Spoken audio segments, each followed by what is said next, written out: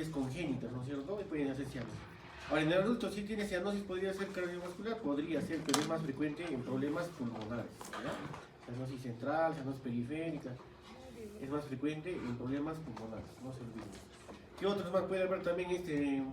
La voz ronca también hemos dicho, ¿no es cierto? ¿En qué patología voz ronca?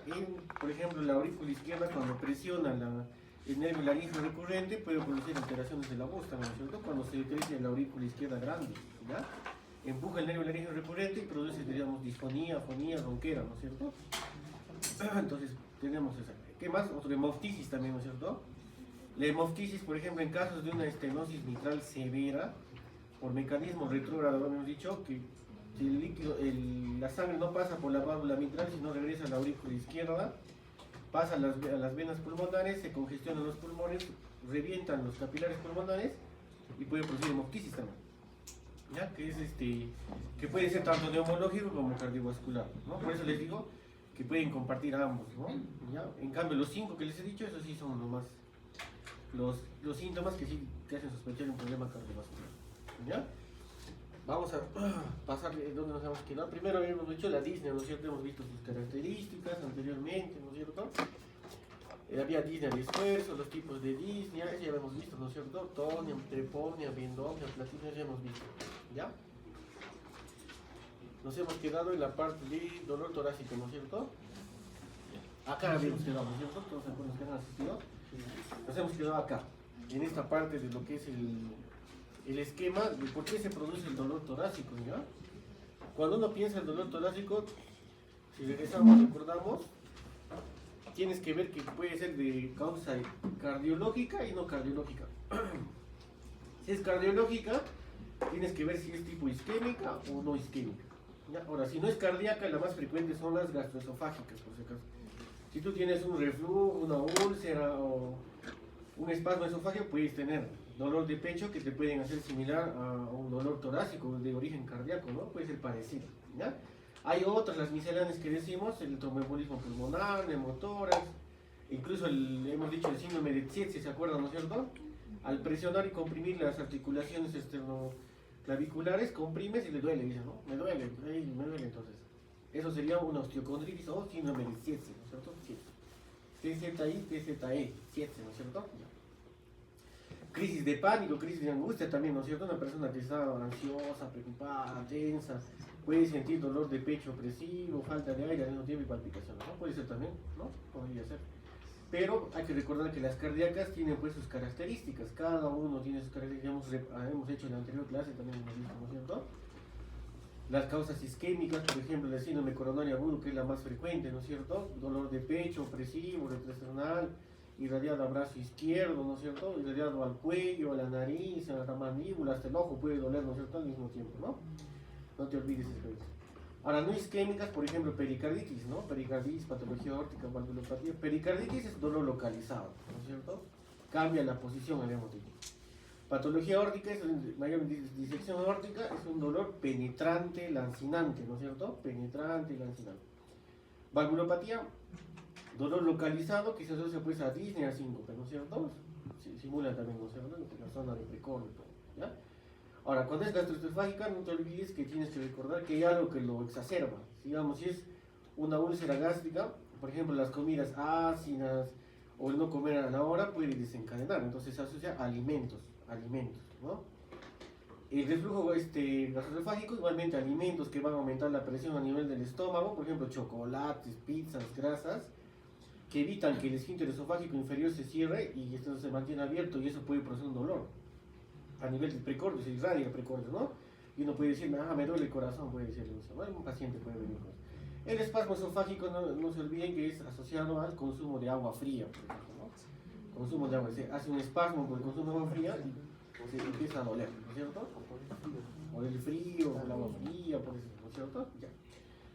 Entonces en eso hay que recordar que existen esos tipos, ¿ya? No se olviden. Hemos dicho el origen de cada uno, ¿no es cierto? Ahí habíamos mencionado también eso. No se olviden que la angina de pecho, el principal síntoma cardiovascular, digamos un infarto, es por la grasita que se acumula en las arterias coronarias, ¿no? Como están viendo ahí. Esas placas grasas con el tiempo van evolucionando, ¿no es cierto? Al inicio Primero son lábiles, son inmaduras, van creciendo, se vuelven más duras, se estabilizan, ¿no es cierto? En el camino se puede fracturar, generar trombos también, generar trombos. Ya no se olviden trombos, también puede generar y tapar la arteria coronaria, ¿no es cierto? ¿Ya?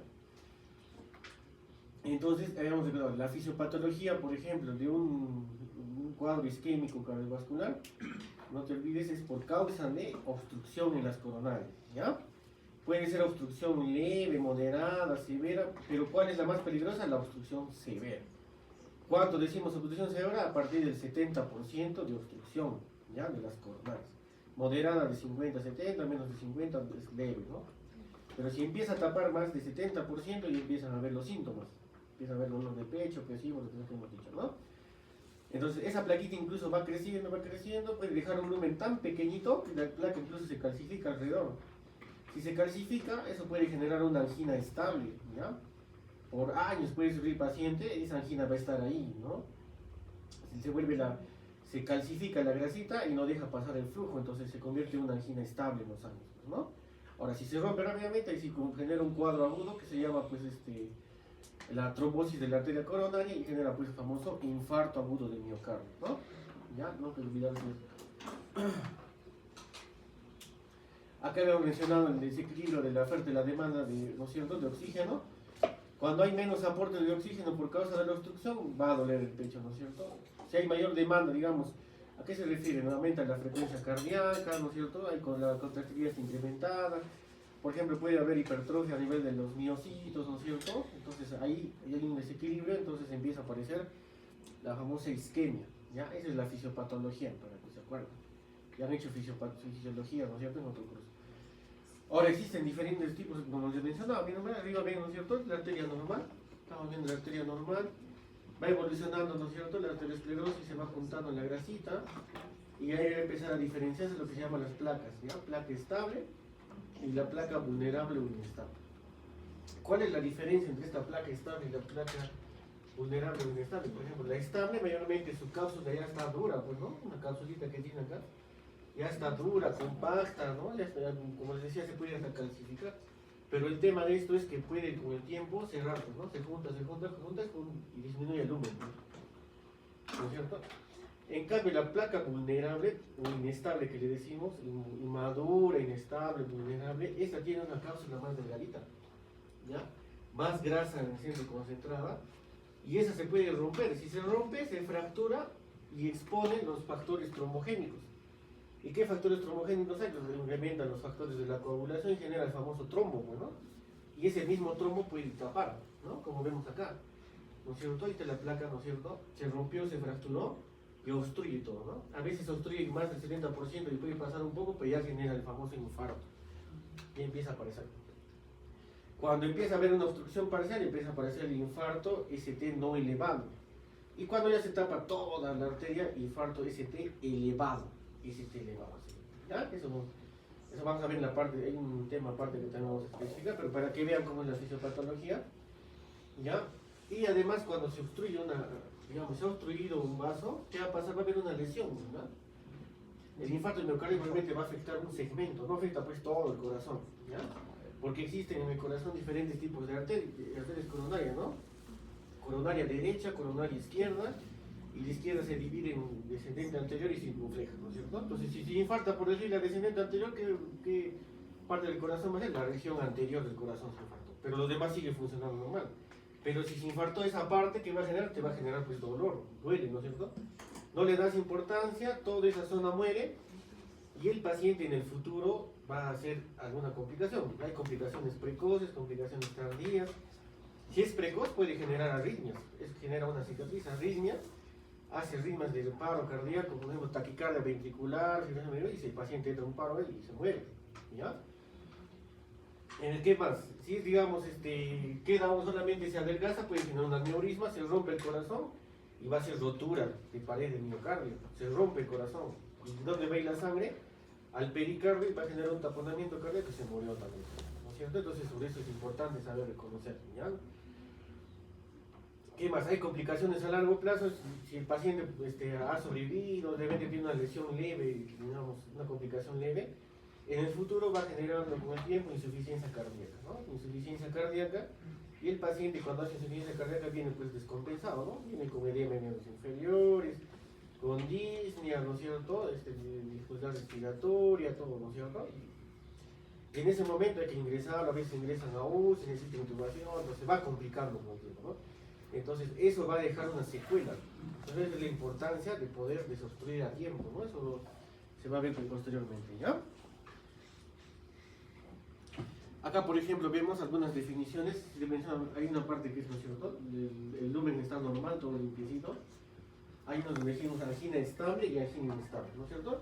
Cuando hablamos de semiología, ustedes tienen que conocer más que todos los términos, los epónimos tienen que saber, porque cuando vamos a hablar entre médicos, van a decir, ah, ya. Por si te puede decir, tal paciente tiene una angina de Prince Metal, le dicen. ¿Por qué será Prince Metal? Entonces, es el momento en que ustedes tienen que aprender esos nombres, ¿qué es?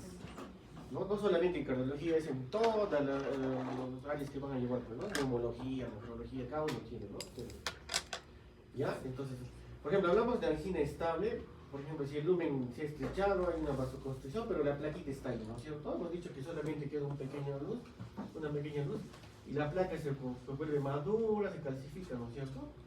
La angina inestable es aquella que puede romperse, ¿no es cierto? Se puede romper en cualquier momento y expone, ¿no?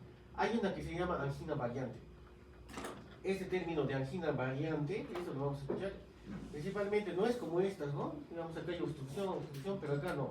Acá lo que define es el famoso vasoespasmo, ¿ya? Hay vasoespasmo, las paredes del corazón se espasman, se cierran, ¿no? A ese vasoespasmo de las coronarias se llama angina y produce un dolor de pecho, se llama angina de Prince-Metal. Angina de Prince-Metal, ¿ya? Acuérdense, angina de Prince-Metal. Es típico en varones, jóvenes, mayormente de edad en la noche, porque hay alguna alteración, por ejemplo, de preocupación, estrés, ansiedad, ¿no? Y la otra que es frecuente en mujeres, que también es un vasoespasmo, es el síndrome de Takotsubo, ¿ya? Cada uno tiene, ¿no es cierto? Mujer joven, bien 20 a 30 años, ha tenido un problema familiar, problema X, se estimula por los estrógenos, la progesterona, estimula los vasos de la corona y se espasma, y eso se llama síndrome de Takotsubo. ¿No es cierto? Entonces, dos son estas anginas variantes, ¿ya? La de Prince-Metal en varones jóvenes y la de síndrome de Takotsubo en mujeres jóvenes, ¿ya? Esa diferencia de acá arriba, que esto ya va a ser en personas más adultas, ¿no es cierto?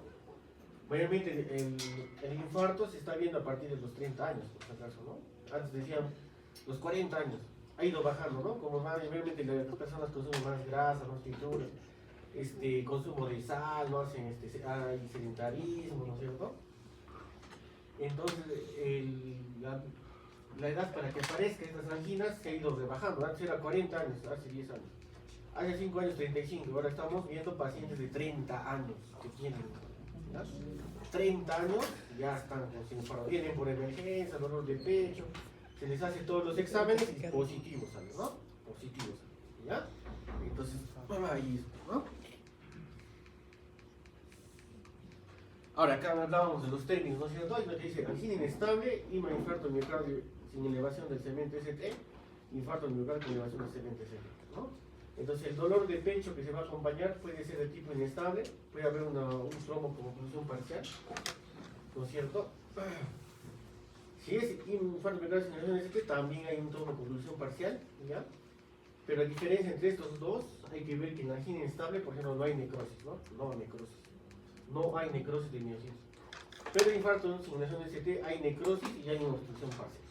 En cambio, la de ST elevado, infarto de miocardio ST elevado, es un trombo con oclusión total, ¿no es cierto?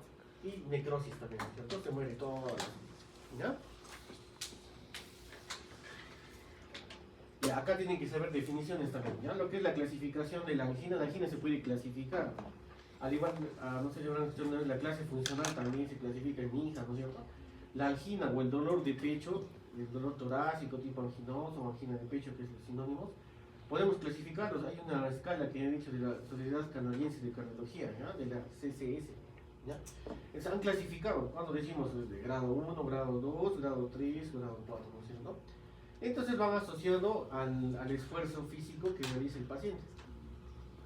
Si la angina es con un esfuerzo extenuante, digamos, un ejemplo vamos a poner, digamos el paciente hace deporte, por decir, juega fútbol, un ejemplo, todos los días juega fútbol, digamos, 30 minutos, ¿no? Y nunca le ha dado el pecho, y dice, yo soy deportista, nunca me voy a infartar, dice, ¿no? Pero igual consume grasa, digamos. Entonces, en estos pacientes, a los 30 minutos que siempre jugaba, cuando juega menos tiempo, digamos, a los 20 minutos, empieza a aparecer, digamos, de un momento otro el dolor de pecho, ¿no? Al hacer síntomas extenuantes, o deportes, puede aparecer, ¿ya? ¿Qué más? El grado 2 es la angina con esfuerzo moderado, ¿no? En el esfuerzo moderado ya hay alguna limitación de actividades, digamos, empieza a caminar un poco y empieza a doler el pecho, ¿no es cierto?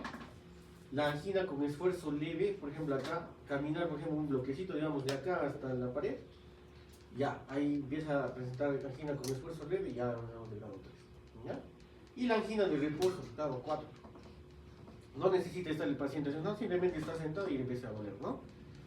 Ya, hay que tener cuidado porque hay una clasificación de la disnea, ¿no es cierto? Hemos hecho otra vez, la disnea tiene su propia clasificación, el dolor torácico tiene su propia clasificación también, ¿ya?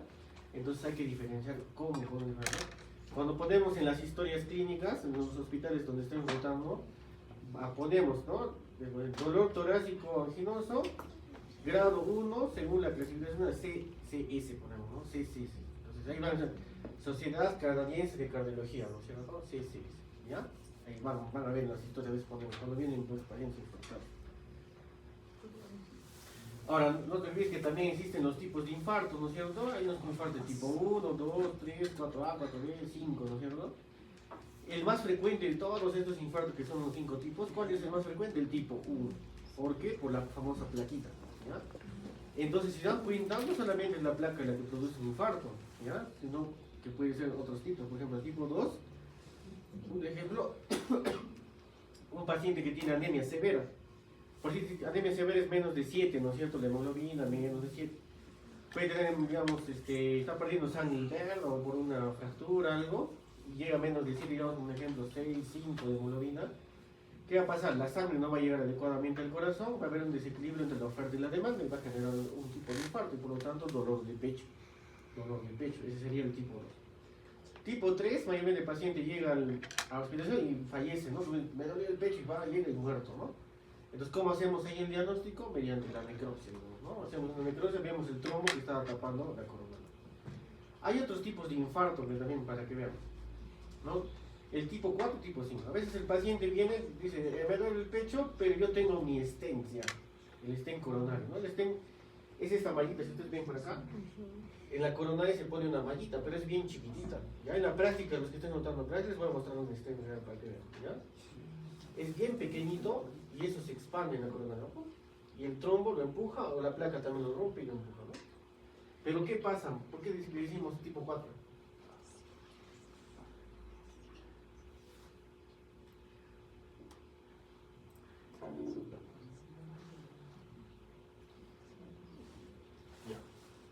¿Por qué decimos tipo 4? Porque va a estar asociado a una intervención coronaria percutánea, por ejemplo la colocación de stent. Decimos, si por decir, es una intervención coronaria percutánea, ¿no? Y se ha obstruido, el mismo stent se ha empezado a tapar, se ha vuelto a tapar la misma mallita del volumen, tipo 4. Cuando viene a aparecer un trombo en el mismo stent es 4B, ¿ya? 4B. Y existe un tipo 5 que también te puede ocasionar dolor de pecho, dolor torácico. ¿Cuál es? La relacionada con el bypass coronario, ¿no? El bypass coronario es, digamos, tú consigues la mamaria interna o la safena y haces un puente, ¿ya? Que va a ir, por decir, la descendente anterior va a bajar, puede haber un trombo, pero no va a pasar la sangre y de repente ese trombo va a ser calcificado, ya no se va a poder poner un stent bien cerrado. Haces un bypass para que llegue la sangre a la parte distal de la coronaria, ¿no es cierto? Entonces ahí generas un... Cuando ese bypass que va, por ejemplo, un ejemplo ponemos, si es de la arteria mamaria, digamos, a la descendente anterior, se obstruye, genera dolor de pecho y por lo tanto un tipo 5, ¿ya? Entonces, esa obstrucción de ese bypass también puede generar dolor de pecho, entonces es importante que ustedes lo conozcan, no solamente es los otros, existen varios tipos. Ahora, cuando hablamos del dolor de pecho, tú tienes que, digamos, preguntar siempre cómo así, dónde está localizado el dolor de pecho, ¿ya? No se olviden. Dolor torácico, al inicio es un dolor torácico, después ya lo vas clasificando. Puede ser dolor anginoso, dolor gastroesofágico, dolor del origen neumológico. Entonces vamos preguntando, ¿dónde está localizado el dolor? Mayormente, si es cardíaco, en el precordio, ¿no es cierto? Delante del corazón se llama precordio, ¿no es cierto? De eso hay que preguntar la propagación, ¿no es cierto? La intensidad, duración, calidad, circunstancias de aparición y condiciones que lo tengan, ¿ya? Hay una memotecnia que utilizamos, ya. ¿Se acuerdan de eso? Ya habrán visto en semiología general, ¿no es cierto? ¿O no? ¿No han hecho semiología? No, más abajo. Ah, ya, es largo, pues. Ya, pero en esta parte ahí van a ver pues todo de semiología en general, pero acá los vamos a especificar en la parte cardiovascular, ¿ya? Por ejemplo, hay digamos, la memotecnia Alicia fredusa. Entonces tú tienes que preguntar si está asociado al problema cardíaco, tienes que preguntar en qué momento ha aparecido, ¿no? ¿A qué momento ha aparecido?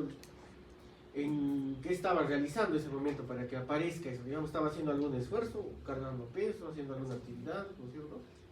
Lo otro es la L de localización, digamos. ¿Dónde se localiza? No puede ser acá adelante. A veces dicen, me duele acá y me duele todo el brazo, el cuello, hasta la espalda va así. Ahí va sospechando, mayormente el dolor de pecho no va a la espalda, ¿ya? Si es a la espalda y va a la zona interescapular, es otra cosa. Eso puede ser una disección aórtica, ¿ya? Pero algo del corazón, las coronarias, no.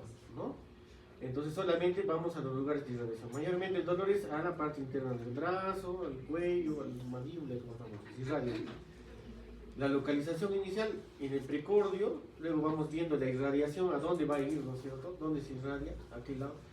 Algunos dicen, me duelen los dos brazos, me duele el pecho acá en el precordio, pero si irradia acá y acá. Ustedes dicen, ¿qué dicen? ¿Si va a los dos brazos sería o no sería de origen cardíaco? ¿Qué dicen? Hay que dudar, ¿no es cierto? Mayormente que hemos dicho a dónde se irradia, al brazo izquierdo, no se olviden, brazo izquierdo. Se irradiaría el brazo derecho, puede decir, tengo calambres acá en izquierda y también en la derecha, entonces por ahí vamos descartando, ¿no es cierto? ¿Por qué? Porque el dolor no puede irse a este lado, está asociado más el dolor al lado izquierdo, ¿ya? ¿El dolor puede ir al hombro derecho? Sí, puede llegar hasta el hombro derecho. Está yendo más peor, está yendo más. Si te dice, me duele acá en la muñeca derecha y en la muñeca izquierda, no, es neuropatía, poliartrosis, otra cosa. Ya, eso hay que diferenciar, distinguir, no es igual. Ahora, cuando hablamos del carácter, ¿qué tipo de características tiene aparte del dolor de pecho? Entonces vamos preguntando, ¿no es cierto? Puede estar asociado a un esfuerzo, asociado o no al esfuerzo, ¿no es cierto? Al reposo o no reposo, ¿ya? La intensidad del dolor, ¿cómo ha sido? Utilizamos la escala de 0 a 10. Eso sí lo enseño también, ¿no ven? Pero igual lo vamos a reparar. 0 a 10, la escala del dolor. 0 no duele nada y 10 duele mucho, ¿ya? Te dice, tú le preguntas, ¿cuánto es el dolor de tu pecho en el precordio? 10 de 10 te dice, ay, ese es muy fuerte, ¿no es cierto?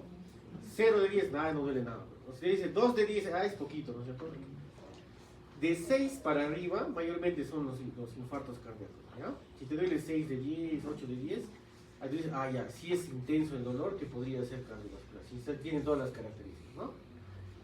¿Con qué la atenuación? Agravantes, por ejemplo, ¿qué lo atenuaría la obstrucción de las coronarias?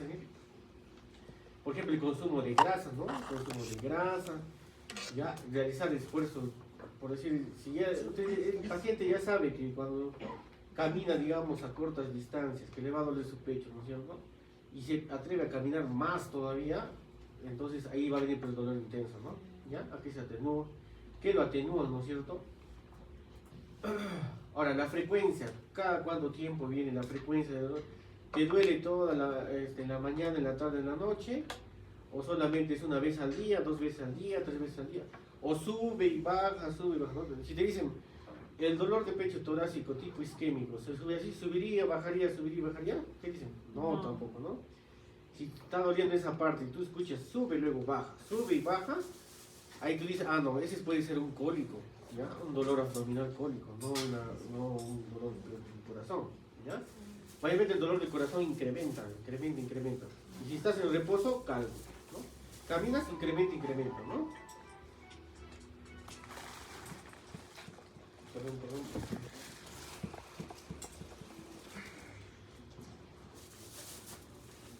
entonces va incrementa, ¿no es cierto? Por eso que decimos, hay infarto de miocardio increciendo, ¿no es cierto? Se llama increciendo, porque va incrementando el dolor. Digamos, empezó a las 4 de la mañana, 2 sobre 10. Pasó una hora, 6 sobre 10. Pasó 2 horas, 10 sobre 10, así, va incrementando, ¿ya? Va incrementando. Si realiza alguna actividad física, más aún, ¿no es cierto? Se incrementa. Hace reposo, calma el dolor, ahí te das cuenta, ¿no?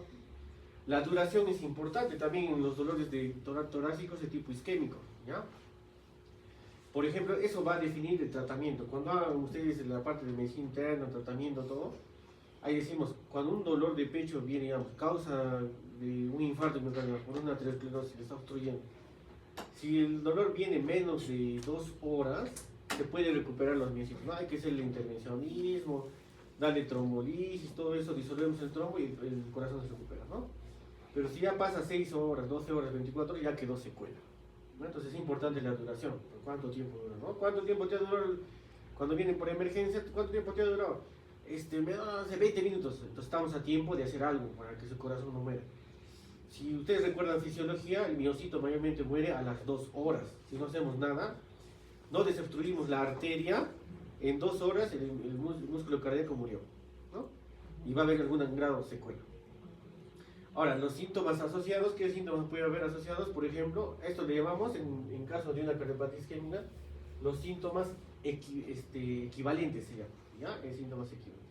¿Qué síntoma equivalente puede tener un paciente con dolor torácico, digamos? Que parezca un infarto, por ejemplo, una sudoración fría, ¿no? Dolor de pecho con sudoración fría, ahí tú vas sospechando, puede ser un síntoma neurovegetativo de un infarto, ¿no?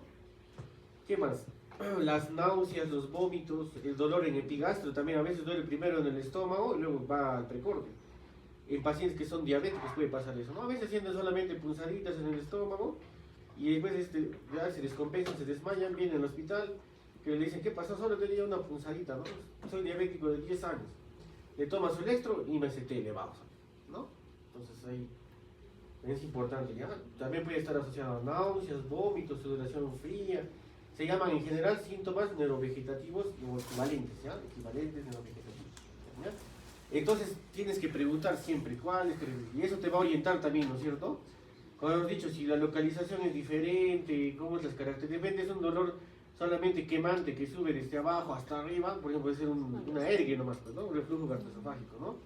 Y a veces el paciente viene y me dice, no, me duele mi corazón, pero le tienes que preguntar las características. ¿Cómo son las características? Si es localizado, se asocia a algo, de qué características tiene, intensidad, con qué ha aumentado, qué frecuencia, duración y síntomas asociados. ¿Ya? No se olviden, eso es importante.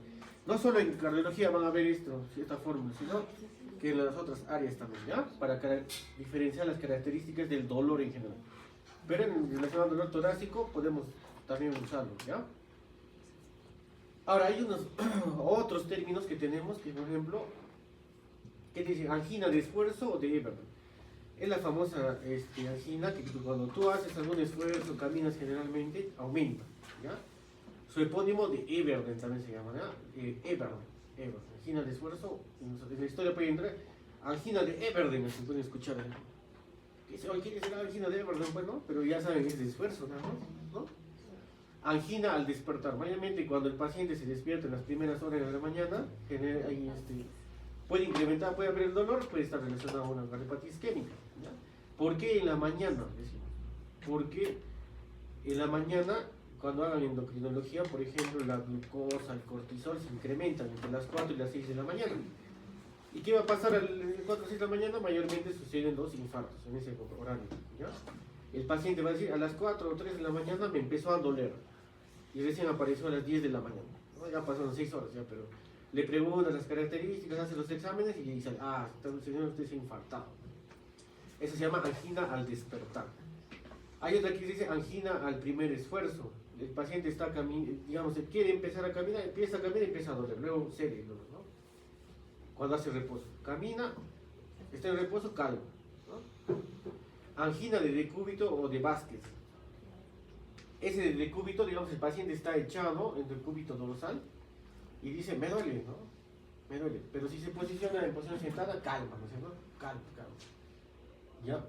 Entonces es angina del decúbito, ¿no? Angina de reposo, por ejemplo, Esa decimos cuando el paciente está en reposo, que la clasificación, ¿qué grado era? 4 de la CSC, ¿no es cierto? De la Sociedad Canadiense de Cardiología. Entonces, mayormente de la de reposo se va a presentar cuando ya va la isquemia, va a ser ya severa, ¿ya? Si está muy obstruido el paciente, ¿no? Incluso no se mueve nada y ya está presentando el dolor, ¿no? Entonces ahí se llama angina de reposo. Y la angina variante, ¿no es cierto? Paradójico de Prince-Meta, es la angina de relacionada al vasoespasmo. Vasoespasmo. ¿Ya? Vasoespasmo. No se dice, vasoespasmo. Varones y mujeres jóvenes, ¿no es cierto? Es la característica. Ya, ahora pasamos al siguiente. ¿Cuál es el siguiente? Palpitaciones, ¿no es cierto? Entonces, las palpitaciones, cuando hablamos de palpitaciones, el mayor del paciente, ¿qué te va a decir? Yo siento un golpe precordial. Esa palabra golpe, me golpea el pecho, me va a venir diciendo. Me golpea el pecho, ¿no? Entonces, te golpea. Si golpea varias veces, o a veces de rato en rato, se normaliza y me golpea, ¿no? Entonces, esa palabra es el clave. Me golpea, ¿ya? Entonces, lo presiente como un golpe, ¿ya? A veces esas palpitaciones pueden irradiarse al cuello, la garganta, no solamente siente acá, sino que acá siento que se mueve mi cuello, te dicen, ¿no? No, y podría ser igual a eso, pero mayormente esto es de las arterias, ¿no es cierto? Cuando late el corazón, empuja y aparece en las arterias carótidas, empuja así. Y el paciente solamente dice, o a veces los papás con sus hijas o con sus hijos vienen, ¿no es cierto? Y dicen, ¿sabe qué, doctor? Yo a veces veo que mi hijita cuando le baño, cuando se baña, o la veo, su corazón empieza a moverse, ¿no? Su cuello empieza a latir ahí. Pero tú le preguntas a la niña, ¿has sentido palpitación? No, solamente siento que está golpeándose, ¿no? Entonces, si aparece esa sensación en el cuello que golpea, entonces ahí decimos que puede ser una palpitación. Mayormente los niños te dicen así, ¿no? Solo me golpea en el cuello nomás, ¿no? Entonces dicen, ya puede ser una palpitación. Entonces ahí ya empezamos a hablar de lo que son las taquicardias, ¿ya? Las taquicardias son relacionadas a las palpitaciones. Las taquicardias lo puede presentar cualquier persona, a cualquier edad, un recién nacido, un niño, un adulto, un joven, a cualquier edad, ¿ya? Puede haber taquicardia. Solo que la diferencia es que ver si esta taquicardia es de tipo benigna fisiológica o es una taquicardia maligna que produce alguna complicación, ¿no? Vamos a tener que tratar con medicación, ablación, ¿ya? Entonces es importante. Entonces, cuando hablamos de las palpitaciones, empezamos a hablar de los términos de taquicardia. Hemos dicho, la frecuencia cardíaca normal, ya hemos mencionado otra vez, es de 60 a 100. Frecuencia cardíaca normal, 60 a 100. ¿Ya? Cuando es más de 100, ya empezamos a hablar de taquicardia. ¿Ya? Taquicardia en general. Hay un tipo de taquicardia que se desencadena, por ejemplo, si a una persona le duele su pie, o tiene fiebre, o puede decir, está embarazada, ¿no es cierto? O tiene alguna infección, va a generar una taquicardia que se llama fisiológica, esa se llama taquicardia sinusal. Taquicardia sinusal.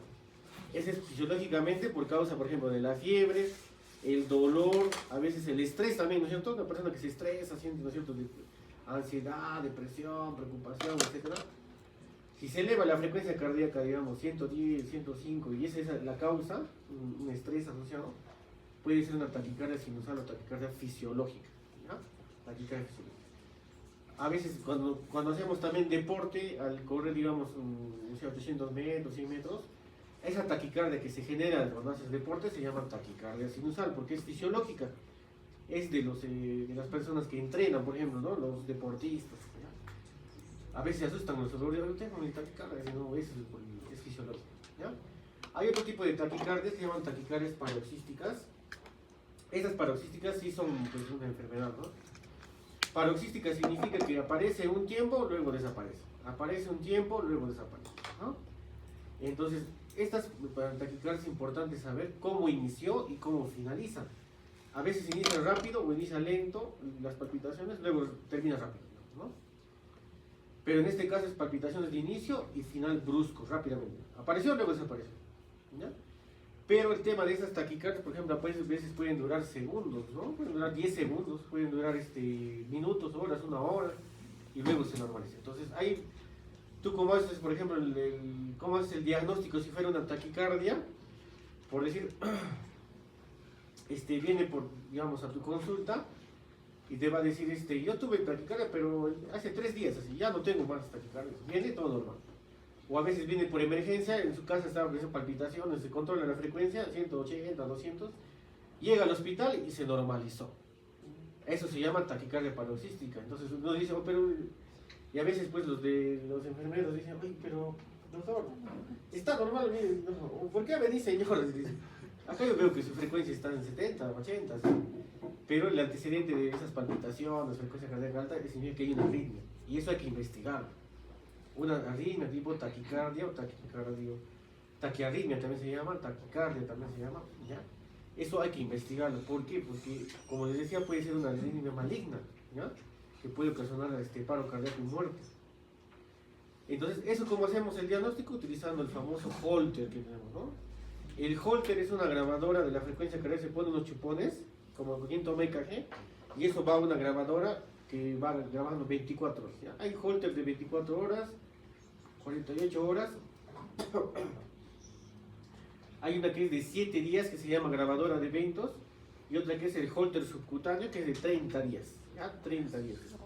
El subcutáneo lo ponemos debajo de la piel, es en sala de operaciones, y en 30 días lo sacamos para ver, ¿no? A veces hay personas que, digamos, después de todo un mes no han presentado, ¿no?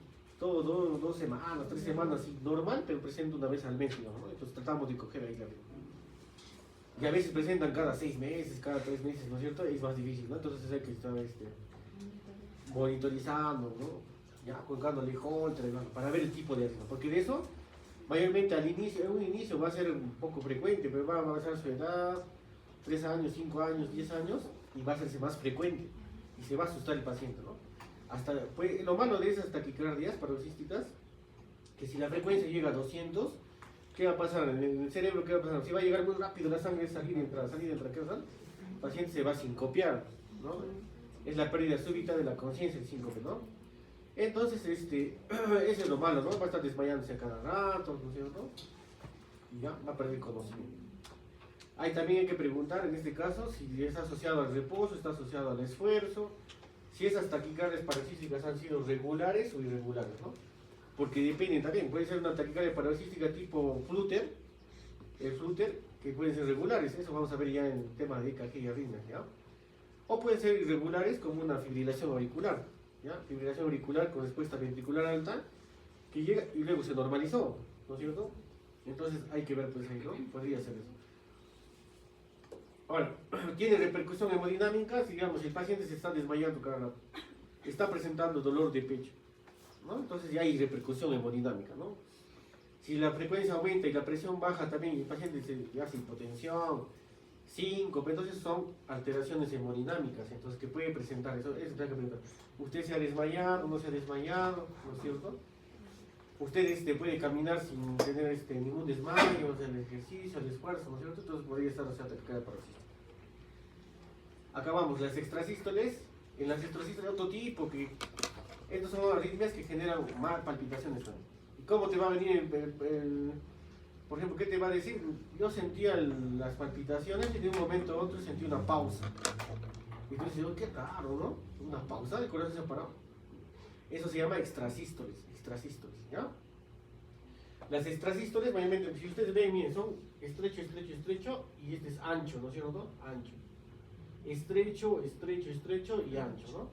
Ese ancho es de origen ventricular, ¿ya? Es una extrasístole ventricular, porque es ancho, es de abajo. Las otras son de latidos auriculares, estrecho, estrecho. Y si se dan cuenta, por ejemplo, acá se presenta cada cuántos latidos, 1, 2, 3, 4, 5. Luego 1, 2, 3, 4, 5. Estas extrasístoles tienen su pausa compensatoria también, ¿no? Hace el extrasístole, se adelantó el latido, hizo una pausita y otra vez se recupera. Entonces, esa pausa es lo que siente el paciente. Dice, ¿sabe qué? He sentido que mi corazón palpita y luego se detiene un rato o hace una pausa y luego vuelve a palpitar normal. Entonces, eso podría ser una extrasístole, ¿ya? Una extrasístole, ¿ya? Ahora, ¿cómo son? Por ejemplo, pueden ser instantáneas, fugaces. Puede aparecer un momento y luego desaparecer, ¿no? A veces por la deshidratación puede aparecer, ¿no es cierto? Alteraciones, por ejemplo, de los electrolitos, también podría aparecer estas extrasístoles, ¿no? Es lo más frecuente, electrolitos secos. Ya, hay mecanismos, por ejemplo, de esas palpitaciones que te generan arritmias.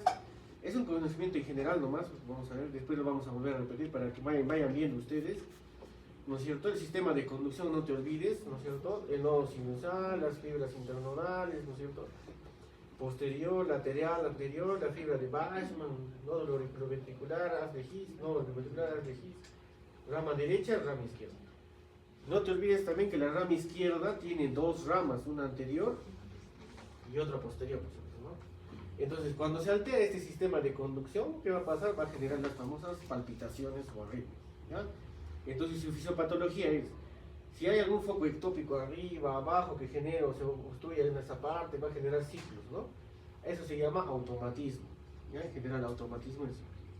Hay otros que van a actuar, por ejemplo, en el potencial de acción, que vamos a ver después también, eso nos vamos a dar un repaso, porque está en el sílabus también.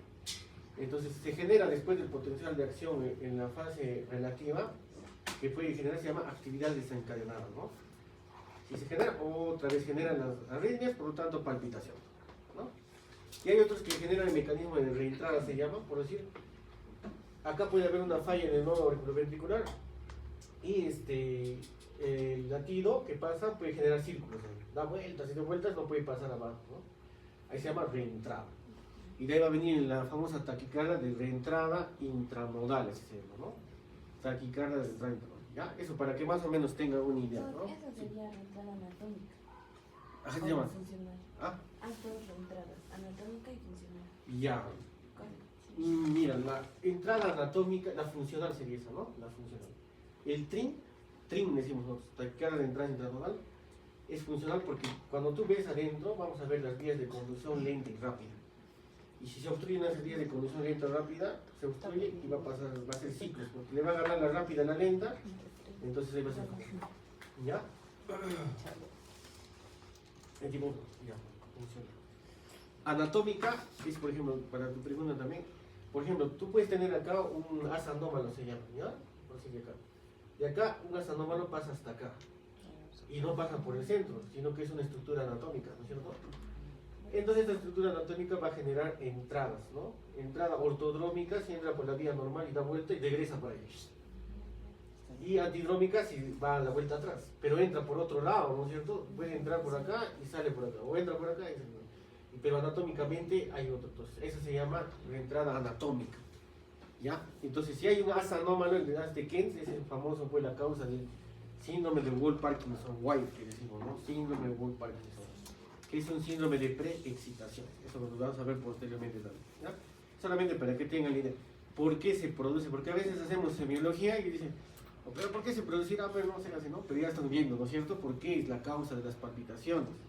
¿Ya?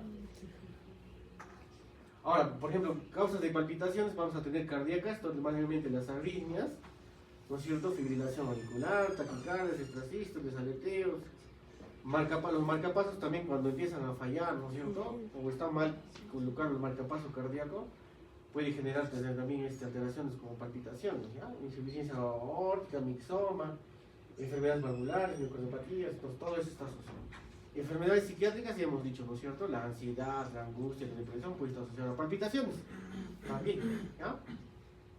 Otras enfermedades metabólicas, por ejemplo, la tiroides. Si tú tienes hipertiroidismo, ¿qué va a generar a nivel del corazón, por ejemplo, el exceso de hormonas tiroideas? Palpitaciones, va a generar palpitaciones. Por eso que cuando tenemos prácticas en universidad, lo van a notar ahí en la Universidad que les toque, mayormente cuando tienen palpitaciones, siempre pedimos un perfil tiroideo basal, porque puede estar asociado a eso también, ¿ya? Igual el fibromuscitoma, ya hemos visto la anemia, por ejemplo, también puede producir taquicardia. En los niños es frecuente la taquicardia por anemia, ¿ya? Un niño anémico con las conjuntivas blancas, ¿no es cierto? Llenado capilar retardado, más de 2 segundos. Tú le pides su hemoglobina y te salió una hemoglobina, digamos, de 7, 8. Y tú vas a decir, pero este paciente también presenta taquicardia, entonces esa taquicardia o palpitaciones por causa de la anemia, ¿ya? Anemia. El embarazo también, porque está asociado, pues hay un levito, la madre tiene que botar más sangre al levito y se acelera el corazón por momentos, ¿no? Hay otros hipoglicemia, ejercicio que hemos dicho también, ¿no es cierto? Y hay unos fármacos que también están asociados, ¿ya?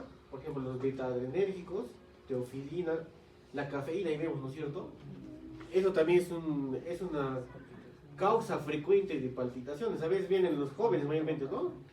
Viene, no, me he tomado 5 tazas de café porque tenía un examen anoche. Y al día siguiente con su taquicardia, ¿no? Entonces, ¿qué hacemos ahí? Ya has tomado café, he tomado café, así. Y todavía café expreso bien concentrado.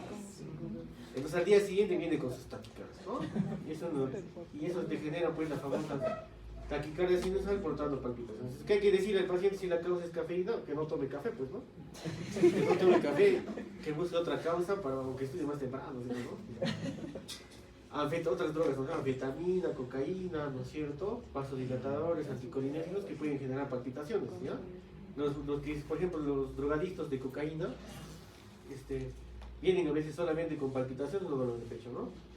¿Eso por qué? Porque la cocaína también es importante porque eso te va a generar vasoespasmo coronario, ¿ya? Una especie de dolor de pecho. Si el paciente se sobredosifica con cocaína, ahí sí el espasmo se vuelve más continuo y ya no se puede abrir la arteria, entonces se le va a pasar un infarto, ¿no? Entonces hemos tenido pacientes con drogadictos con infartos, ¿ya? Han venido con su infarto, ST elevado, han tenido que cateterizar, ¿ya? Con todo eso. La causa principal, el exceso de cocaína, por ejemplo, ¿no? ¿Ya? Entonces, esas tenemos las causas. Hay que preguntar siempre también, estos puntos importantes, cómo son las palpitaciones, ¿no? ¿Cómo han sido las palpitaciones?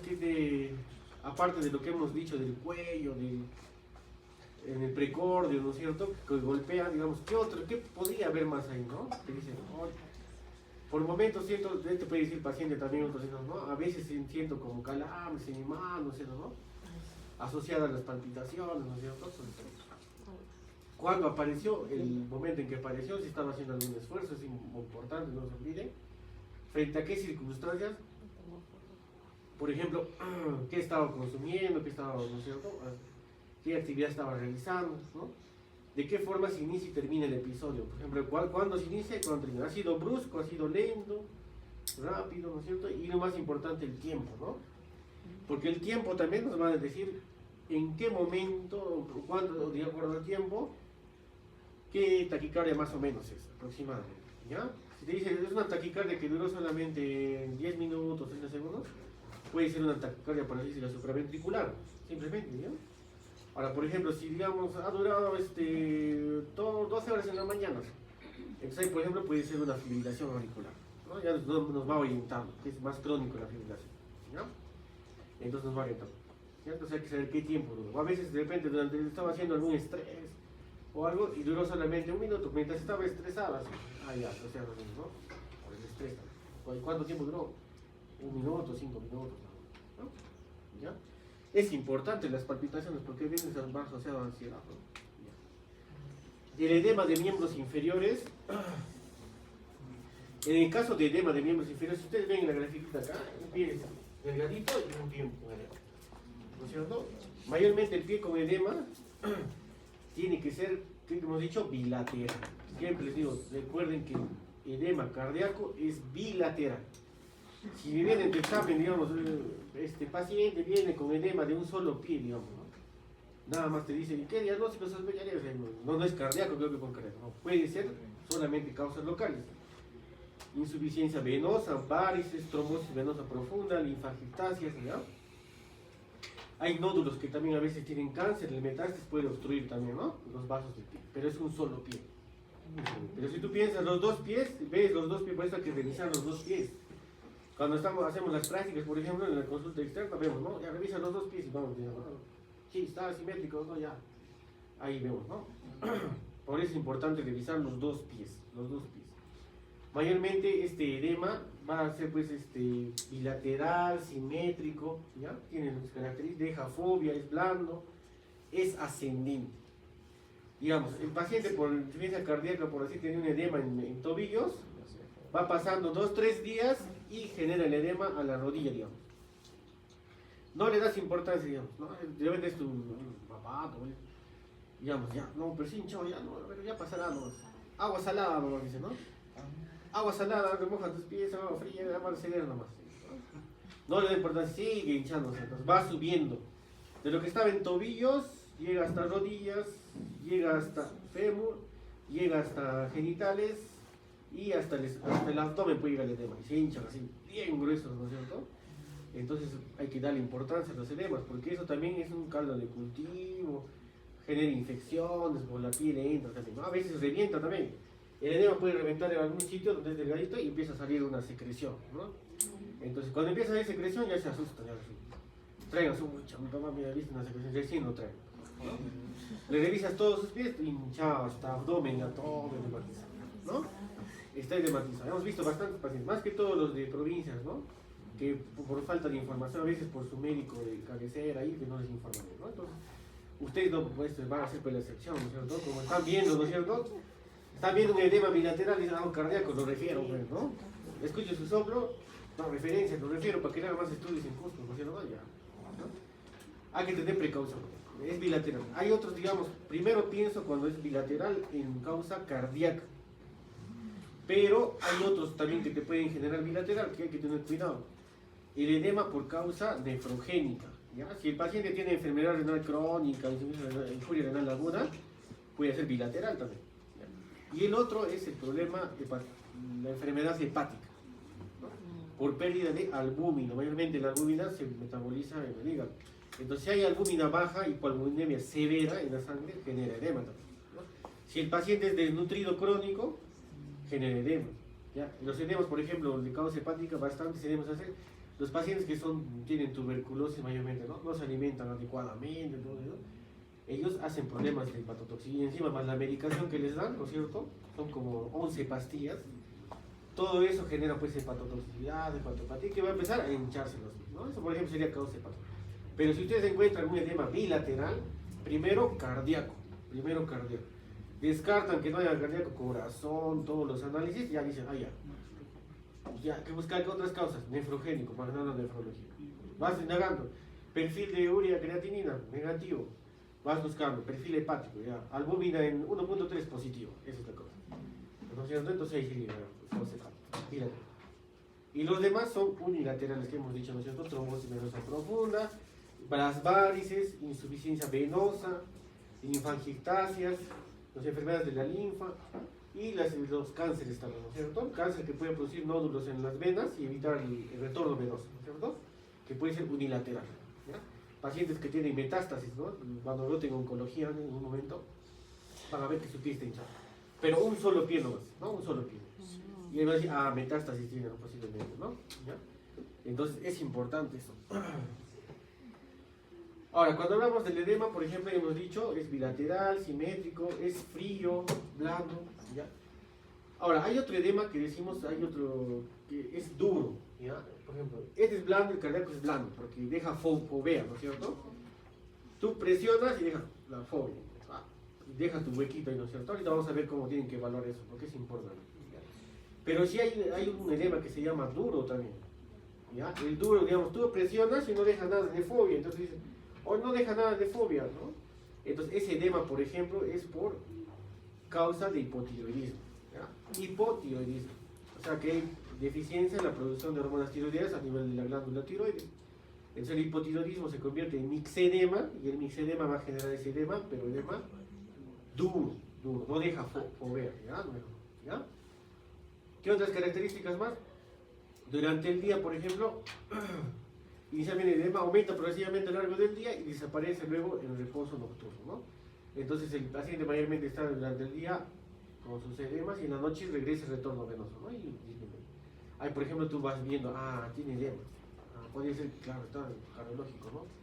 Ahora, el edema, cuando hablamos de edema, la fisiopatología, ¿de dónde va a venir el edema? Hemos dicho, justo en la mañana estamos en prácticas, viene de falla cardíaca derecha, ¿no? Falla cardíaca derecha. O sea, si el corazón, mayormente a veces el corazón fisiológicamente lo dividen en dos, ¿no es cierto? Corazón izquierdo y corazón derecho.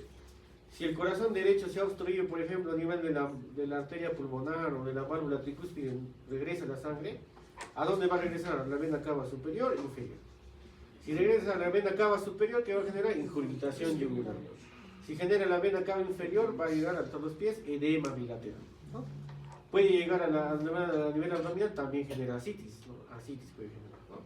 Puede generar congestión hepática y cirrosis cardíaca, se llama ese término también, no se olviden, cirrosis cardíaca, que es la cirrosis por causa de falla cardíaca derecha, ¿no? Ese término, cirrosis cardíaca, ¿no? Es una hepatopatía o una cirrosis por causa de falla cardíaca derecha. ¿Ya? Ya, ahora, por ejemplo, hay unos términos que utilizamos, mayormente, si hablamos de edemas, nosotros decimos anasarca. ¿Ya? Cuando hablamos de anasarca, ¿qué significa? Ese es el edema generalizado. ¿Ya? No hay que confundir que el edema que nosotros vemos, el cardiológico no es generalizado, por si acaso, ¿no? Ese término yo lo he puesto porque, para que ustedes diferencien, anasarca es un edema generalizado, o sea, la cara, los brazos, los pies, todo está hinchado o edematizado. Entonces, ¿ese sería cardiológico? No, no es cardiológico, más bien renal tiene más, se acerca más a los problemas renales, ¿ya? Renales. Anasarca, que es el edema generalizado, ¿ya? No se olviden eso. Ahora, ¿quién es fisiopatología? Ahorita vamos a ver la fisiopatología del edema. Ahora, no te olvides que también va a generar la famosa fobia, ¿ya?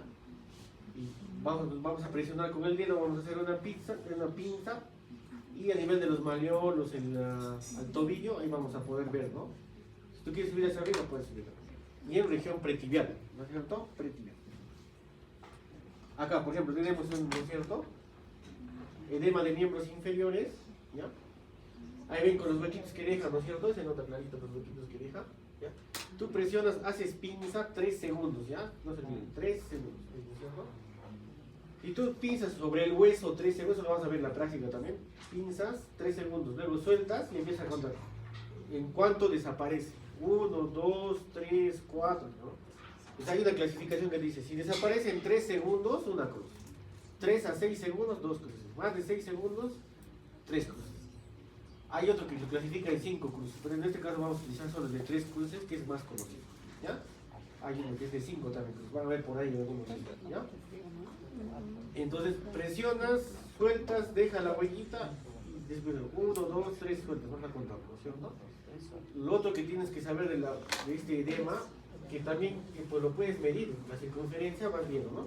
Primero día, la circunferencia es, digamos, vamos a un ejemplo, 50 milímetros. Al día siguiente ya es 40, ¿no? Y vas viendo que entonces que desaparezca, ¿no? Porque el tratamiento está funcionando, ¿ya? Otro que también estos edemas tienen un peso propio. Digamos, el peso con magro, sin edemas, el paciente 60. Con edemas, 68. Entonces, 8 kilos, ¿de dónde vienen? De esos edemas. Entonces, cuando le demos el diurético, el tratamiento para el problema cardiológico, va a bajar y lo que ingresó con 68 kilos sale con 60 kilos. Hoy nos dicen, pues, ¿no? Me han tratado y encima me han bajado esto. ¿Ya? ¿Qué más? Ya no soy obeso. ¿Ya? Pero no es por eso, sino es por los edemas, el líquido retenido en los pies. ¿Ya? Por eso que aparecen, ven la manecita ahí. Otra característica que tiene la fobia también se llama signo de Godet, también se dice, ¿no? Signo de Godet. ¿No? Ahora, cuando tú hablas, por ejemplo, de la fisiopatología, recuerda que la fisiopatología, por ejemplo, ¿cuál es la alteración? Va a haber una alteración, mayormente cuando hay insuficiencia cardíaca, ¿no es cierto? Y ahí vamos separando, ¿ves? Síndrome nefrótico y cirrosis abajo, problema hepático, ¿no? ¿Qué va a pasar? ¿Qué dice acá? Aumento de la presión hidrostática. En cambio, en el síndrome nefrótico disminuye la presión colinosmótica, que depende de las proteínas, ¿no? Entonces, cuando tú hablas del vaso sanguíneo, vas a tener varios tipos de presión, ¿ya? Una presión hidrostática que va a pasar al centrito y bonito, ¿ya? Sensible su pantalla. También puedo usar eso, lo puedes usar aquí. Ah, ya. Puede mover con eso. ¿Cómo es interactivo, no? Puede estar escribir ahí. Acá se puede escribir. No, también ahí. Ah, ya. Eso sí vamos a utilizar después. Ya. Entonces, si no, los de atrás no vamos a ver. Los de delante no nos vean, pues. Entonces, acá, por ejemplo, la presión hidrostática pasa por el centro del vaso y la presión colinosmótica es la que evita que entre líquido de afuera, ¿no? Entonces hay un equilibrio. Presión hidrostática, salida del vaso, y la presión colinosmótica evita que salga, es contrario, ¿no? ¿Qué pasa si ese equilibrio entre la presión hidrostática y la presión colinosmótica se altera? Empieza a aparecer el edema. Si aumenta la presión hidrostática, la parte interna de la sangre va a salir hacia afuera, va a ganar, va a predominar, ¿no? Por ejemplo, si en una insuficiencia cardíaca, por ejemplo, obviamente tenemos alteraciones de la precarga. ¿Ya? La precarga significa lo que el corazón bombea, ¿no es cierto?, antes de la lesión, ¿no es cierto? Por ejemplo, digamos, una estenosis aórtica severa, no pasa la sangre, pero la sangre que va a pasar va a regresar hacia atrás.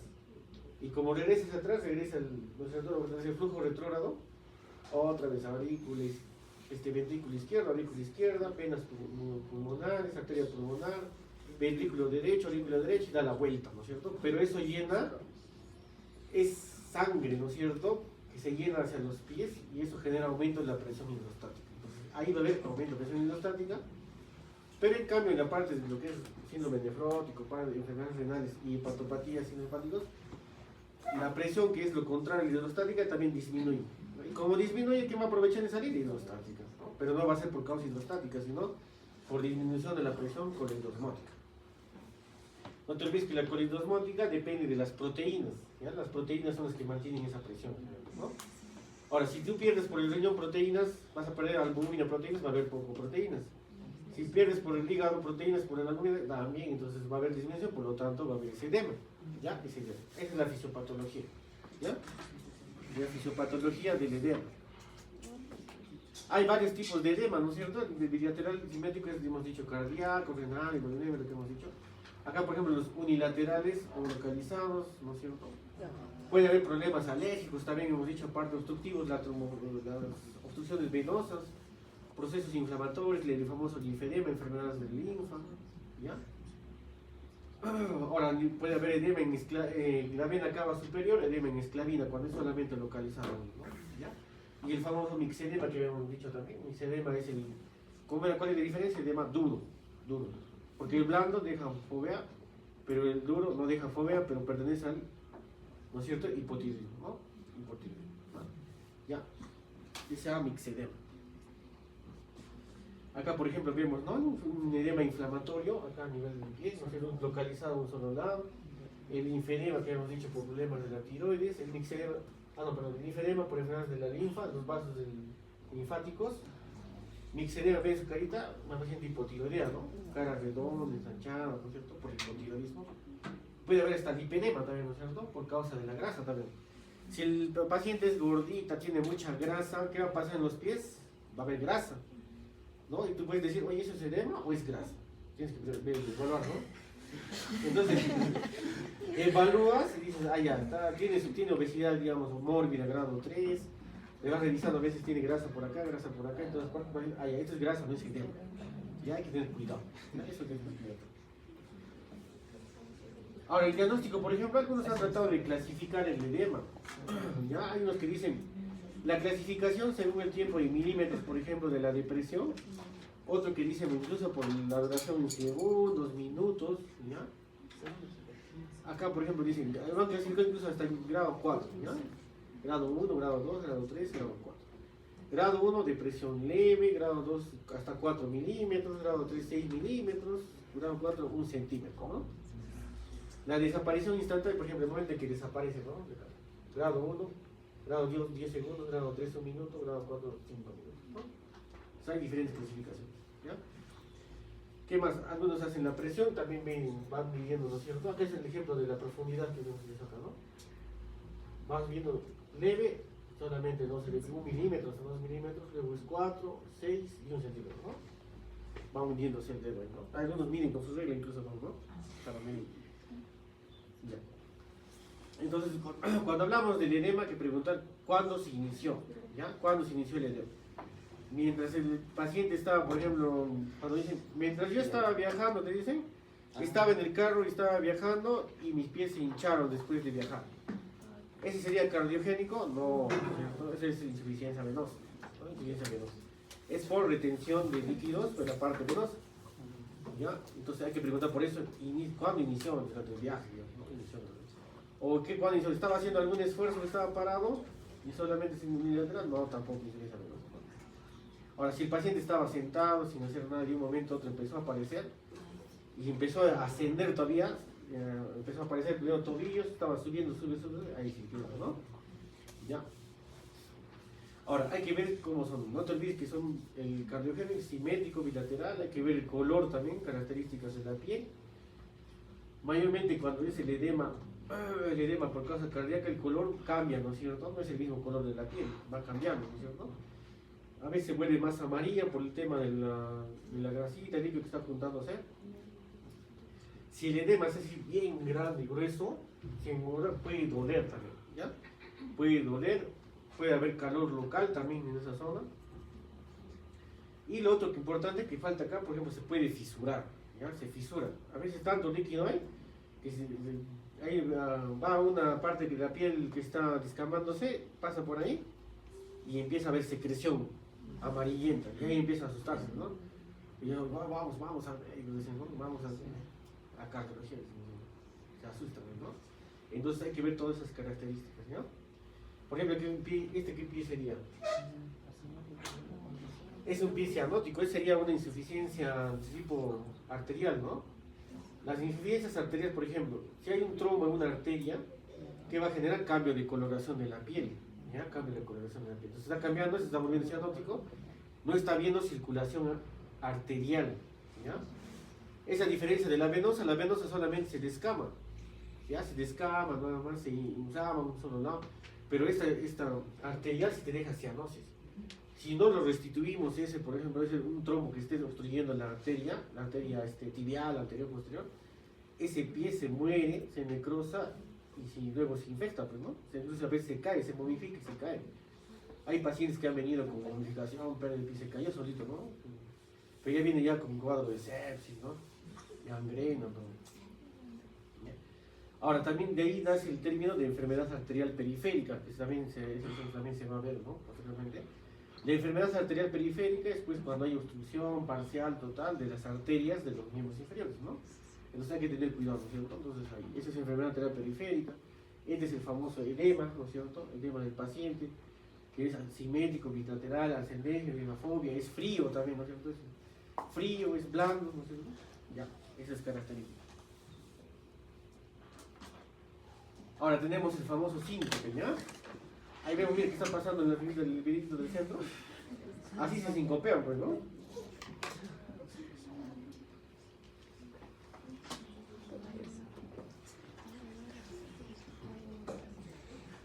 Ya, así se sincopean, pues, ¿no? Vienen, ¿no es cierto? Y vienen el abdomen. Ahí de un momento a otro, se desmayó, ¿no? Y pierde el conocimiento, ¿ya? Pierde el conocimiento. Entonces, ¿qué decimos? El síncope, su definición, pérdida brusca y transitoria de la conciencia, ¿no? Pérdida brusca y transitoria de la conciencia. El paciente ya perdió. ¿Cómo hacemos la pregunta? Hay que diferenciar, hay dos términos, por si acaso. Hay uno que se llama síncope y el otro se llama presíncope, ¿ya? El presíncope también se llama lipotimia, por si acaso. El síncope es cuando tú pierdes el conocimiento, digamos. Un ejemplo. El paciente se desmayó y tú le preguntas, señor, ¿usted se acuerda de lo que se ha caído al suelo? Te va a decir, sí, no me acuerdo. Me caí al suelo y de ahí aparecí en la cama, o en una camilla. Ahí entonces perdió el conocimiento. Eso sería síncope. Ahora, si el paciente, digamos, se cae y se acuerda todo lo que ha pasado, estaba medio débil, caído, incluso ve que lo levantan, entonces no ha perdido la conciencia. Eso que sería presíncope o lipotimia. ¿Ya? ¿La hojita de asistencia dónde está? ¿Por dónde ya llegó? ¿Ya pasaste del otro lado? ¿Pasaste del lado? ¿Ya están todos? Ya. Ahí no han dejado, ahorita vamos a ver. Entonces, el presíncope lipotimia es cuando no pierdes la conciencia y el síncope sí pierdes la conciencia, ¿ya? Y ahora hay que determinar, el síncope puede ser cardiológico, ¿ya? Es importante. A veces uno piensa, no, solamente es del cerebro no, puede ser cardiológico, puede ser del cerebro y también puede ser un reflejo vasovagal, una estimulación externa, ¿ya? Entonces, por ejemplo, si tú vas cuando sean médicos ustedes, van a decir, ya, el paciente se desmayó, le preguntas, ¿perdió la conciencia? Sí. Entonces, ¿a quiénes vas a mandar interconsulta?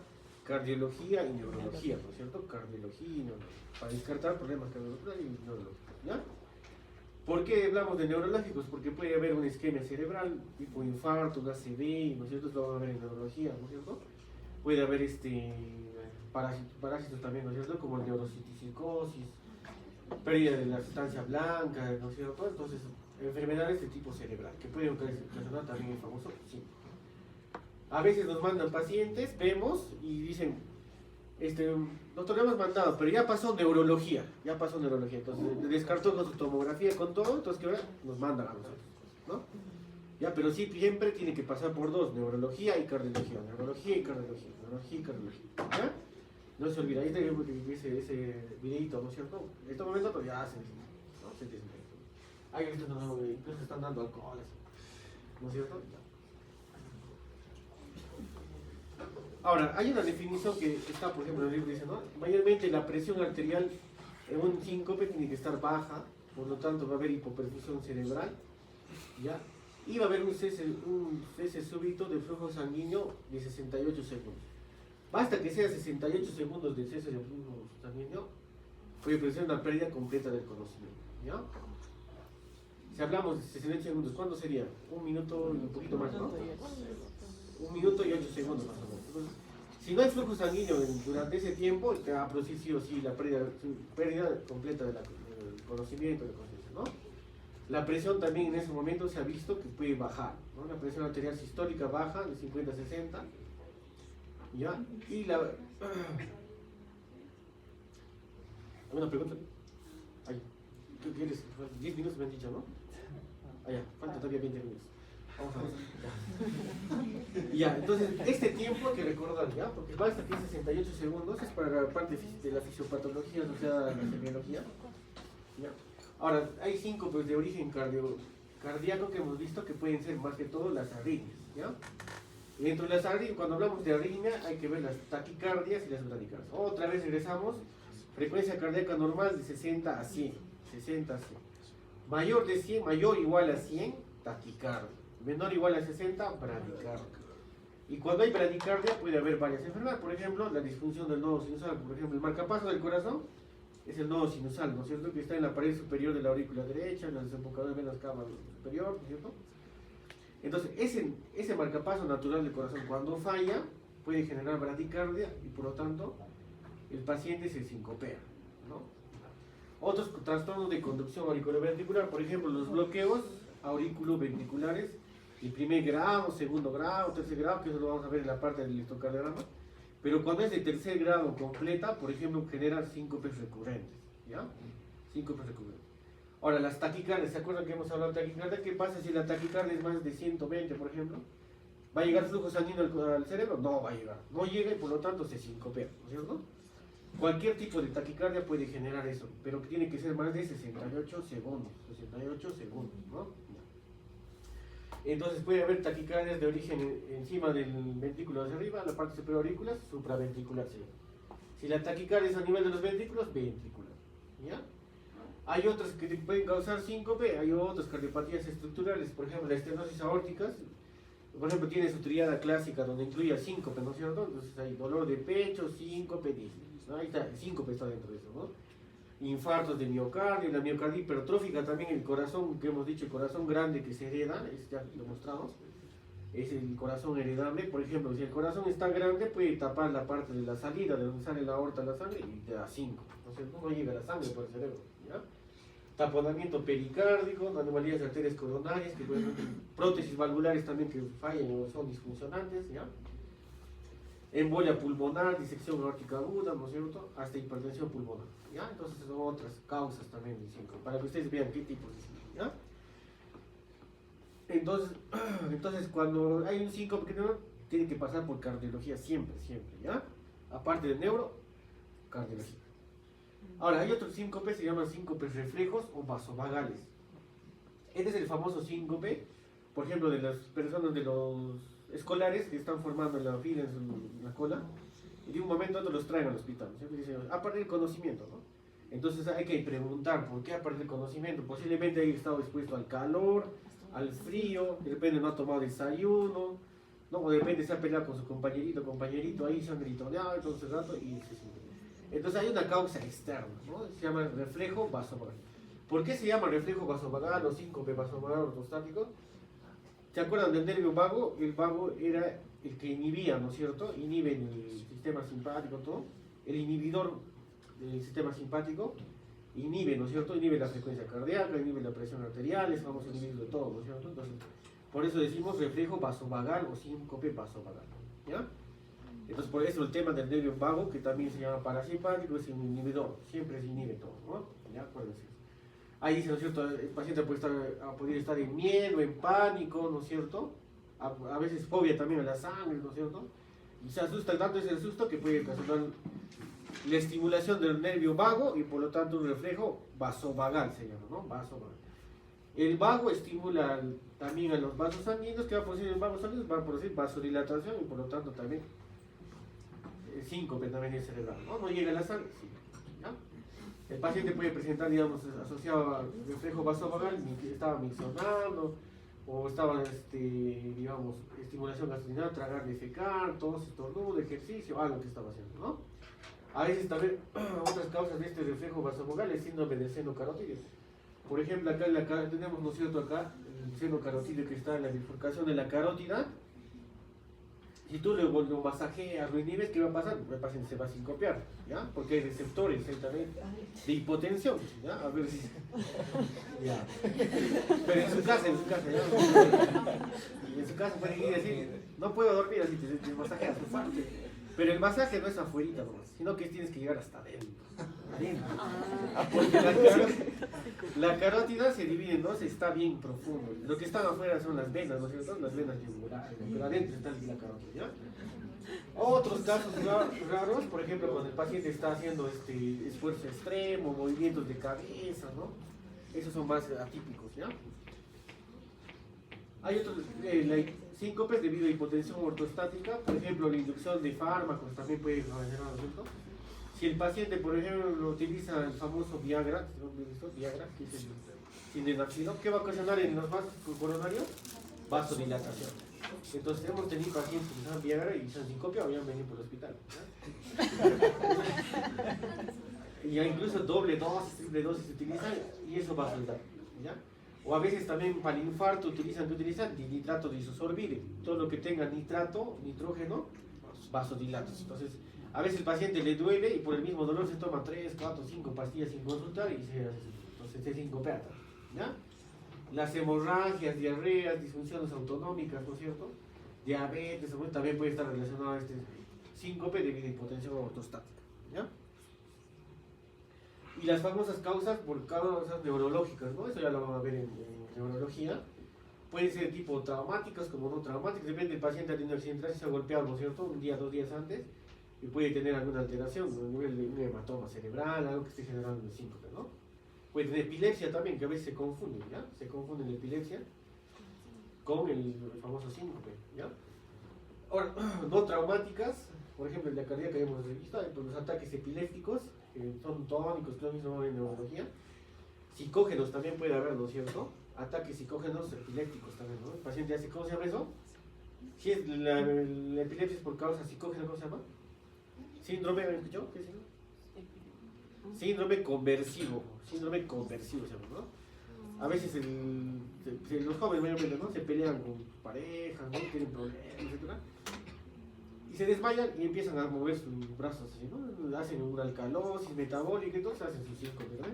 ¿Ya? Pero son casos ya psicógenos, ¿no?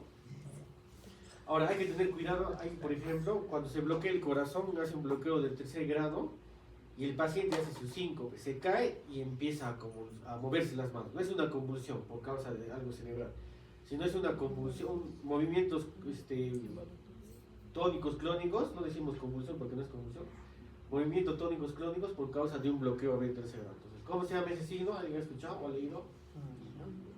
¿Signo de qué? Stock-Adams se llama. Signo de Stock-Adams, ¿ya? Síndrome o signo de Stock-Adams, ¿ya? Esa es una especie de movimientos tónico-clónicos por causa de un bloqueo AB completo del 3er grado. Entonces, si ha presentado eso, entonces posiblemente genere eso, ¿no? Pero no es una convulsión, a veces dice, ¿no? Convulsiona, le hacen su tomografía, está normal su tomografía, pero eso no, pero es cardíaco, o sea, normalmente consulta cardíaca, no, ya mándelo cardíaco. Le hacemos su electrocardiograma y bloqueo AB y 3er grado, ¿no? Entonces, ya eso ha sido esos movimientos tónicos por causa de un bloqueo. Y para ese caso que si es bloqueo de 3er grado, ya tenemos que poner un marcapaso cardíaco, por si acaso. Ahí no hay cubra que te van a abrir, un partido, un marcapaso cardíaco externo que tenemos, ¿no? Y acá, por ejemplo, cuando te refieren, por ejemplo, hay varios, los síncopes, ¿no es cierto? Cardíacos, por reflejo vasovagal, ¿no es cierto? Entonces, tratan de, digamos, acá ya tratar de juntar, digamos, ¿no? Por ejemplo, el síncope cardíaco relacionado a arritmias, estructural, el síncope reflejo también relacionado al cardioinhibitor, eso es el vago, esto en la última guía salió eso, ¿no? Daños estructurales de la parte autonómica, ¿no es cierto? Alteración del nervio del sistema simpático, ¿ya? Retorno venoso disminuido, ¿no? Todo eso son causas de un síncope, ¿ya? Por eso que cuando hablamos de síncope hay que investigar cuál es el origen, ¿ya? Porque si no, síncope no tiene síncope, pero ¿cuál es el origen? ¿No? Ya, hay que mirar. Hemos terminado con los 5, ¿no es cierto? Y a los 5 que tú dicen, si yo escucho esos 5 en la consulta, digo, ya puede tener problema cardíaco. Ahora, hablamos de los otros que, bueno, no son tan frecuentes, pero son importantes, ¿ya? La cianosis, ahí tenemos un niño bien claro con cianosis, ¿no es cierto? Cianosis perioral.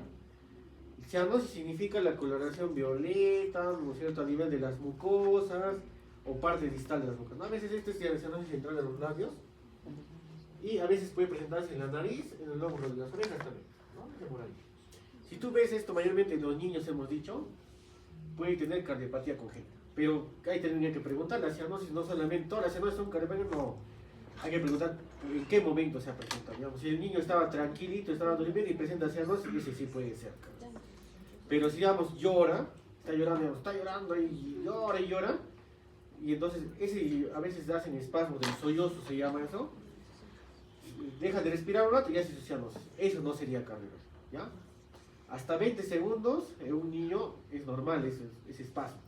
Pasan 20 segundos, ya puede ser problema pulmonar, ¿no? Problema pulmonar, ¿ya?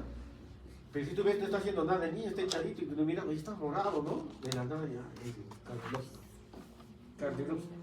Las cardiopatías congénitas, ¿ya? De ahí nacen las famosas cianosis central, periférica, los términos. Central en la parte de, digamos, los labios, la nariz, ¿no es cierto? Y periférica de los dedos, ¿no es cierto? Cianosis periférica. En el caso de la cianosis, por ejemplo, va a haber alteraciones tanto cardíacas como pulmonares, ¿no? Ahora hay que tener cuidado, a veces solamente hay causa pulmonar. Digamos ahí por ventilación alveolar, alteraciones de la perfusión, ventilación, perfusión pulmonar, trastorno de difusión de oxígeno, te va a generar cianosis. Por eso que les decía, no es solamente de predominio cardíaco, puede ser causa pulmonar, ¿no? Causa pulmonar. Ahora, de la parte de las cardiopatías, todas las cardiopatías congénitas de tipo cianóticas, porque cuando hablemos de cardiopatías vamos a hablar de cianóticas y acianóticas. Cianóticas, acianóticas. Las que producen cianosis, esas por ejemplo entran ahí, ¿no? Cardiopatías congénitas.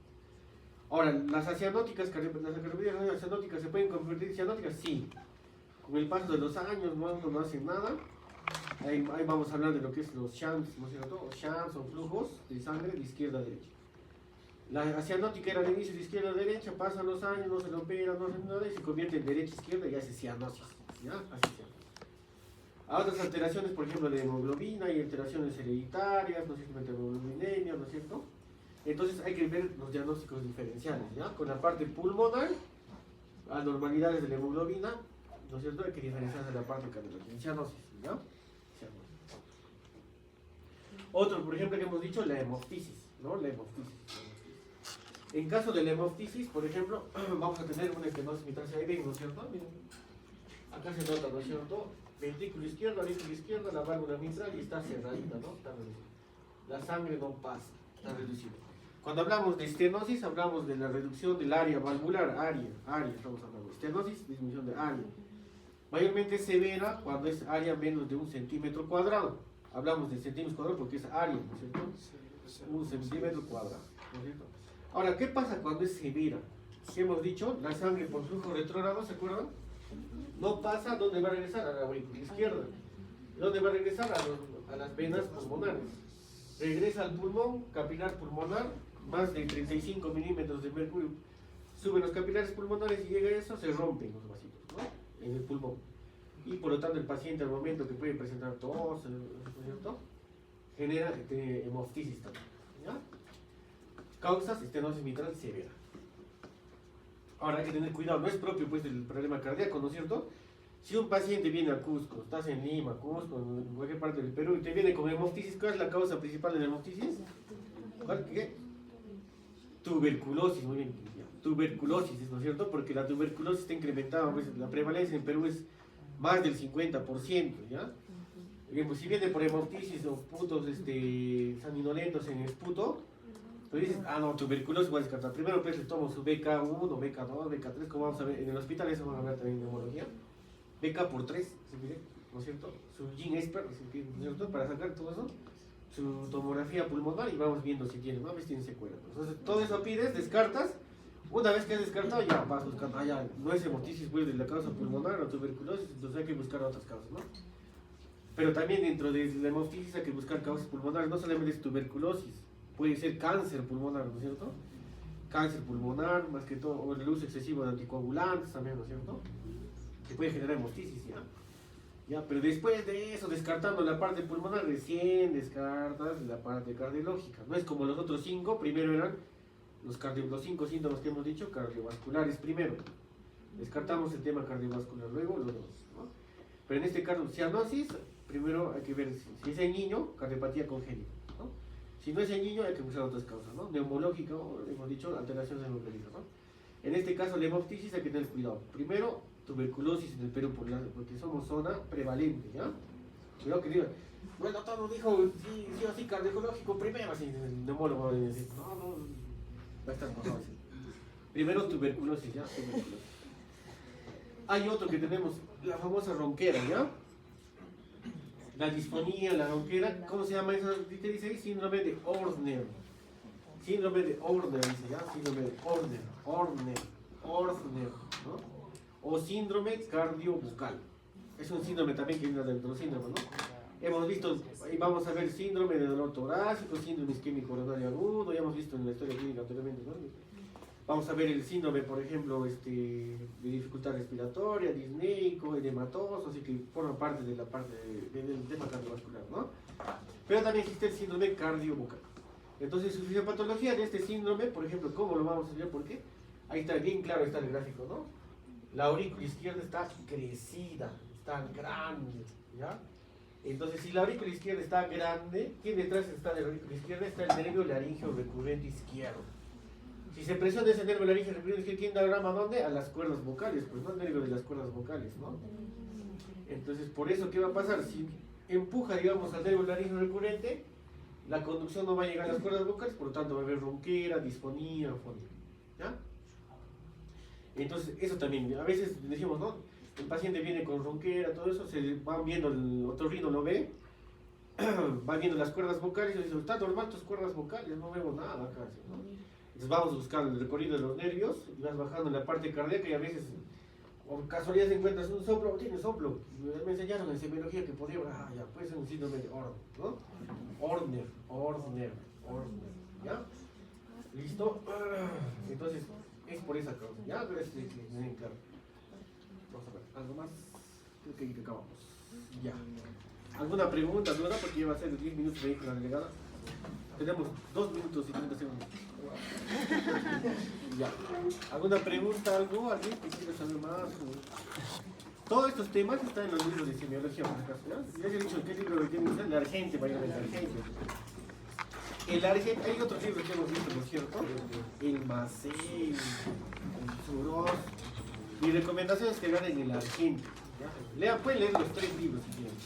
Pues nosotros somos un poco antiguitos, igual tiene